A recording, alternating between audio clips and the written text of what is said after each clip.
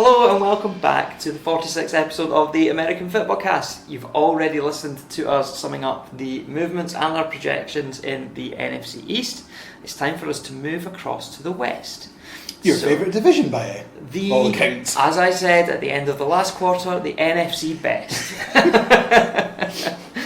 So in this division we have the Los Angeles Rams, the Seattle Seahawks, the San Francisco 49ers, and the one that everyone cares about, the Arizona Cardinals. Actually, a lot of people are going to care about them this season, and that's actually nice to see. Yeah. Because since Kurt Warner was in charge, I mean, the Carson Palmer era was okay. You got playoffs once.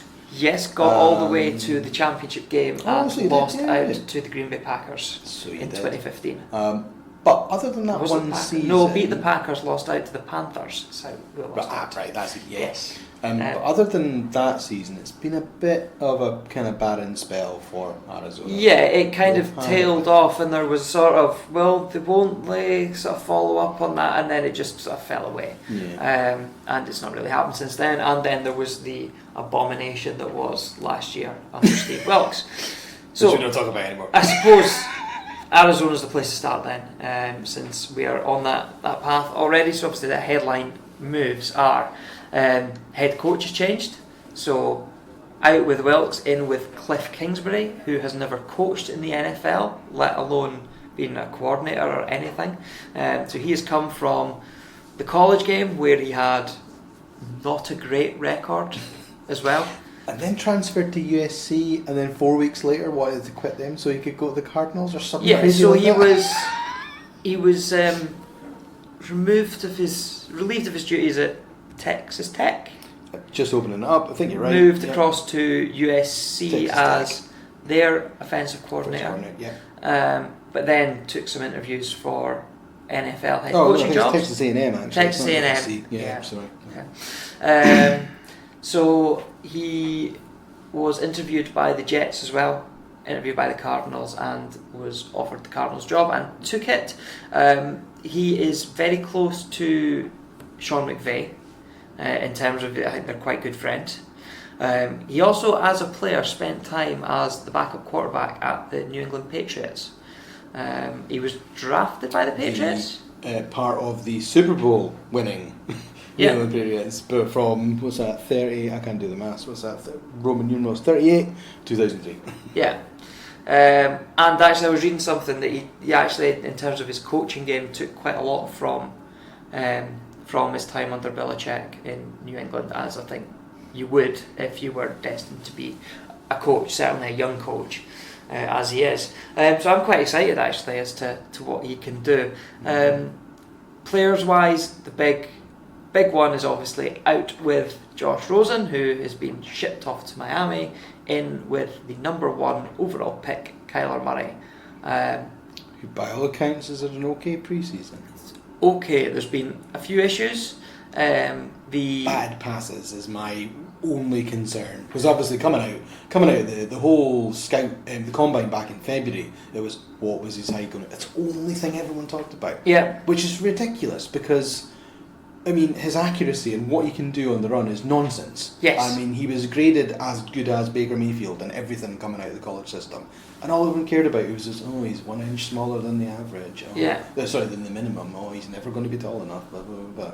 Yeah. Just watch world, watch him go. So, I'm quite excited to see. There's been some nice highlight reel stuff coming out of the preseason games. When he is on the move, his arm is electric. As a conventional pocket passer, his height probably does hamper him a little bit. There's been a few batted down passes over the middle, which hopefully isn't too much of an issue. You can just hopefully scheme around it. You're going to get that at every team, though. I think they're just playing on it because it's a media thing. Do you know what I mean? Possibly, it's the easy target to go for. There was also a little bit of an issue with his snap count and using the hand clap, and called a couple of penalties in his game. I know what you're talking about. Yeah, and Kingsbury was going to protest it before he realised he was going to get himself in a lot of trouble if he did. Post game, starting to slag off the referees because they're way more tougher on that in the NFL than over here. Yeah. Over here, you slag a ref, you kind of get your knuckles wrapped, but they'll do it anyway. NFLs are pretty good at not slagging the refs off. Yeah. They really just bite their tongue and go, not commenting on that. Next question. So I think they wanted a bit of clarification because I think there's been a rule change regarding that as well. It's to do with the speed of the movement, and so then it makes it subjective. Yes. So you are allowed to move, but any sudden or sharp movement is when the ref can call the penalty. And it's that whole, it's like, what level of movement is he allowed to get away with? So it was a tough call, and I think it's going to be interesting to see how that develops in the season, because it's obviously part of his game. Yeah. And something that Kingsbury wants to do to help give him that advantage. So, yeah. But so that was in week 2 of pre-season. In week 3, then went to a verbal count and was fine. But Brett Huntley was then called for false start penalties, the backup quarterback. Quite a few, was it not? Another 2 or 3, I think. Yeah. Not having times, but it's pre-season. Hey, that's not worrying. Yeah, so they can work these things out. Yeah. In terms of other roster moves on the defense, Terrell Suggs came in from Baltimore. He is an Arizona native, so he's come home for the sort of tail end of his career. For his last season? 37 or so. He is, and he's one of the oldest players in the NFL. Yeah. So maybe his last season, it might just be 1 year. You might get a couple out of him. Don't know. Certainly, based on what we saw in Baltimore last year, he's still competent, and it provides a genuine threat on the other side from Chandler Jones. Yes. Schematically, Cardinals have gone from a 4-3 back to a 3-4 offense, which has allowed Jones to slim down and switch back to outside linebacker instead of defensive end. Last time he played as an outside linebacker, he led the league with 17 sacks. So I'm expecting carnage. Watch from him. this space. So quite exciting. Lots of rookies. Christian Kirk obviously missed about half of last season with an injury. He hopefully will be quite exciting. I'll throw a couple of names out, and then you can talk about them. You also picked up Robert Alford, Brooks Who's Reed, injured.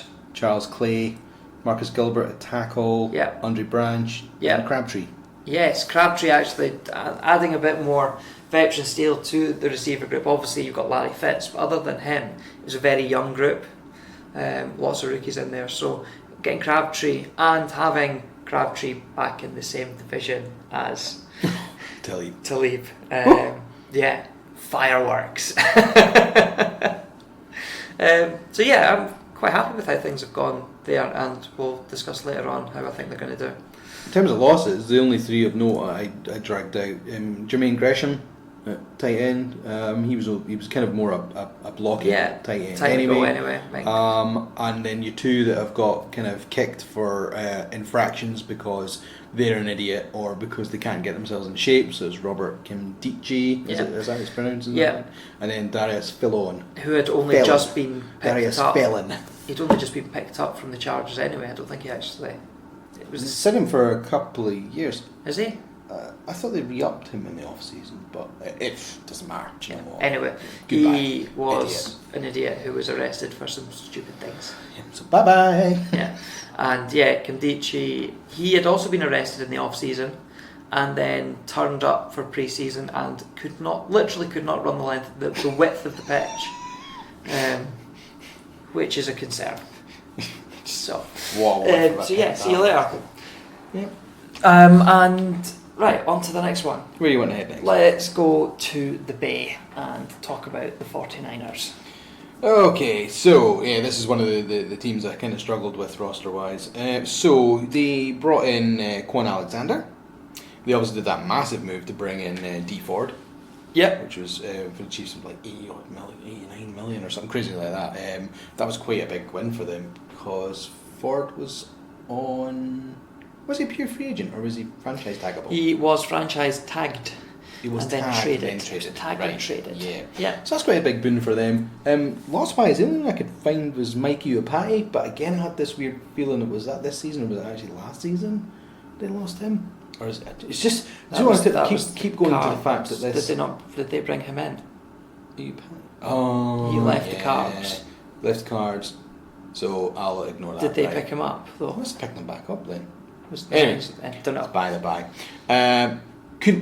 actually couldn't find many people that they lost then, basically. So Yeah. they probably have lost some, well, they must have done, but who they are and where they've lost them from, I can't actually tell you. So I suppose the big story with them is return of injured players. Jimmy G. Yeah. And to a lesser extent, Jerick McKinnon, and there was someone on defence as well that missed a lot of time last year. I can't quite remember, but yeah, those two as offensive juggernauts. Massive to have them back for the Niners, and it's time to see if Jimmy G really is all that. I think. Yeah, I think he needs to show it this season. They had a flash of it 2 seasons ago where they were happy enough. And then he got injured last year after week 1, 2? No, very early. 3 or 4, I think. Was it as far as that? But I don't think they'd got off to a great start, even with him there. Which didn't help. Yeah. And then they have the whole CJ Beathard, Nick Mullins issue, because actually both of them did okay in relief to a certain extent. They've brought in Tevin Coleman. They've got them in the running backs stable at the minute. Actually, running back, they're nice and deep because they've got McKinnon, who you would think would be the starter, because that's when they signed him last off season and he never played. That was the aim for that. Matt Breida is there as well. Just skinning through the roster here. Actually, it's not that bad at all. I quite like a lot of this roster. Defensive end, they've got Arik Armstead. They brought in Nick Bosa. They've got DeForest Buckner. D Ford has now joined. Actually, that is solid as hell. And I love D lines, so I'm going to look forward to that all season. Who have you found? No. Am I so far wrong? Yeah, How wrong was I on Mikey Patty? Mikey Patty left the 49ers in 2014. You know, we talk about me being old. Yeah. I'm like, oh yeah, I think they lost him this season. Went to the Cardinals up until last year, and we can speak about him in a few minutes because he signed for the Seattle Seahawks. I've written the wrong bloody list. That's what I've done. Yeah. Swear jar. Right, where was it going with that? Yeah, so not a huge amount of movement really for the 49ers. I don't give up. Right, I've written him twice. I've obviously just randomly threw his name in the middle. You just want to talk about him everywhere. You like that guy. Anyway, right, sorry. Anyway. You're right. It's all on Jimmy G. I think this is the season that is he going to beat the guy? Is he worth the $120 million odd contract that gave him at quarterback? Is he going to be solid enough that he warrants being the franchise quarterback of the 49ers and kind of help steer them through the next couple of seasons? Yeah. On to Seattle then. They have picked up Mikey Patty. They've essentially done. Funny, I've written that one here.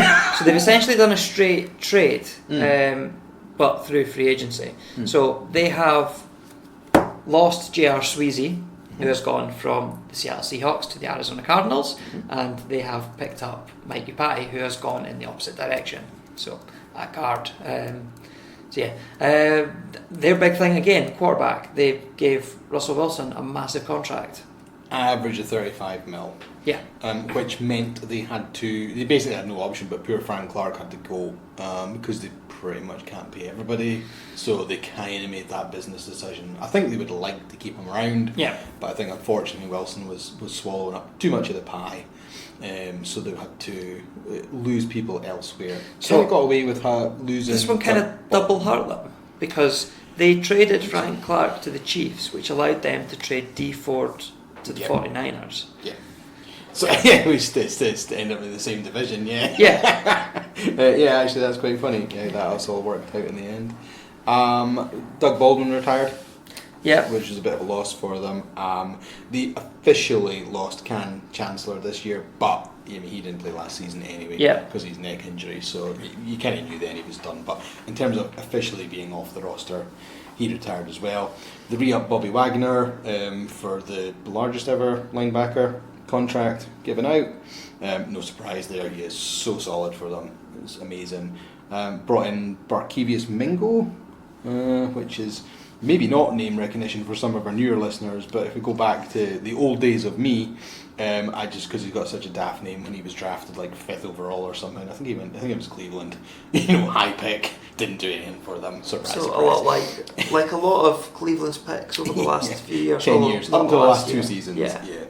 They've got obviously the Griffin brothers, Did I tag you in the Madden 2020 video where he managed to intercept the pass with one-handed with the stumps? Just like hand that doesn't exist. Oh dear. Oh, sorry. Actually, talking about Madden, did you see the Christian McCaffrey one that he shared? So somebody shared a picture of Christian McCaffrey going, I think there's something wrong with this picture. The obvious one being, I'll just say it, his skin colour. Yes, and did you see McCaffrey's response was, I don't wear a hand warmer. Love it. Absolute classic move. Anyway, so sorry, we deviate into the world of Madden. Hang on, let's see how have they done roster-wise. They picked up Ziggy Ansah as well, actually. I've wrote down they brought Geno Smith in. They've got Paxton Lish and Geno Smith. That's what happens when you pay your quarterback $35 million. That's what you can afford to back them up. Right, actually, let's you know what, it is funny, but O-line wise, last season they did really well. Seattle has been known as a hotspot of crappy O-lines for many a year, and that's why having a scramble back like Russell Wilson has done has been so good for them, because he has single-handedly bailed them out on many games in the last 4 or 5 seasons, until last year when the O-line actually knuckled down, gave him way more protection than he's ever had before, and as a pocket passer wise he had easily his best season. So that's a lot of progress in a lot of good areas that you need help with.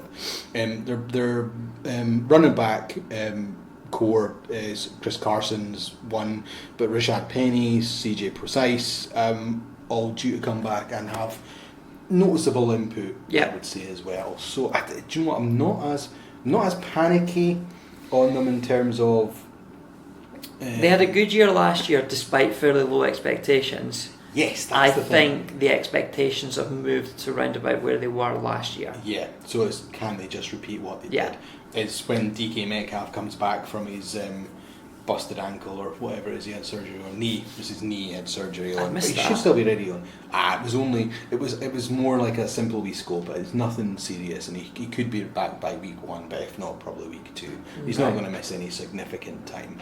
By all accounts, he actually is, as what people think, he is an absolute physical presence, like 3% body fat, something like ridiculous. You can get kind of like man swoons if you're that way inclined over looking at his He's a specimen. That is the word. But can only run 3 routes, and I think he's kind of showing that. So very good at what he does, he just doesn't do much. So we'll wait and see how that transfers into the season. But other than that, other than Tyler Lockett, I'm kind of worried for the Whiteys. And that's going to be the unknown for them. Yeah. And on to the LA Rams. So they lost Ndamukong Suh. Yeah. Which we all expected. He was going to be a 1 year thing. Yeah. Yep. Even when they picked him up and paid him what they did, it was like, what? It was like, it's a 1 year deal though. Did they lose LaMarcus Joyner? They did. Oh, here we go. I actually have it on here. Happy days. Did he go to Oakland? Yeah. So they lost C.J. Anderson to the Lions. They re-upped Dante Fowler. They got him on trade deadline day or just thereabouts, before last season from Jacksonville. From Jacksonville, yeah. So re-upped him for 1 year. Give him $14 million.